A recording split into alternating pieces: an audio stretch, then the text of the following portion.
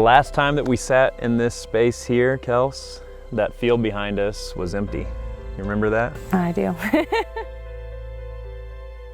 And the reality is that that chapel would not have gotten built unless it was for the help of many of you, and even in some cases, people we didn't know, strangers for that matter, donating to make that chapel possible. By the time that we got going on this build, we had raised over $100,000 of people donating towards that thing. And so it is our vow that always and forever it will remain a free wedding chapel.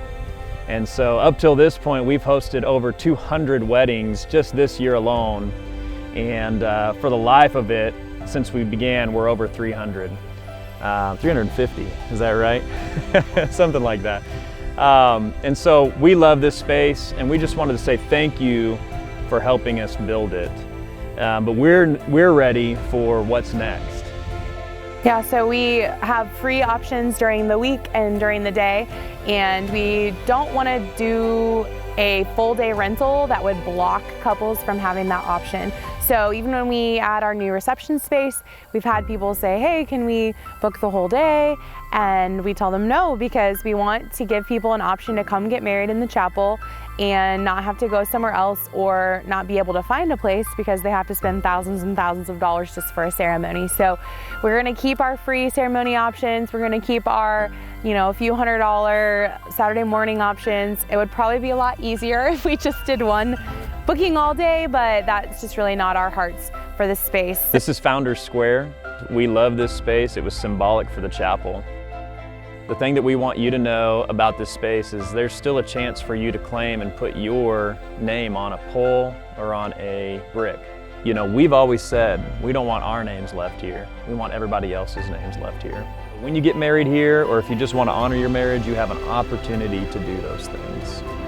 If you'd like to talk to us about what that looks like, you can find some information on the website, or reach out to us and we can sit down and talk with you. Since we did our first wedding out here on this aisle in March of 2020, there's been hundreds of couples that have also walked the same path and said, I do.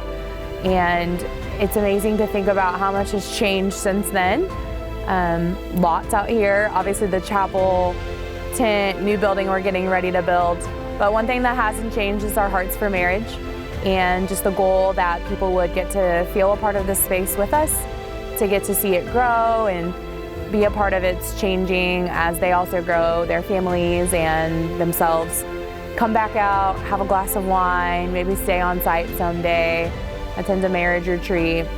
We really hope that people come out more than just on their wedding day, but it's also a huge honor and joy to be a part of that day as they start and walk across from the tent and come down this aisle or walk down this aisle on the way into the chapel and down the aisle of the chapel as well.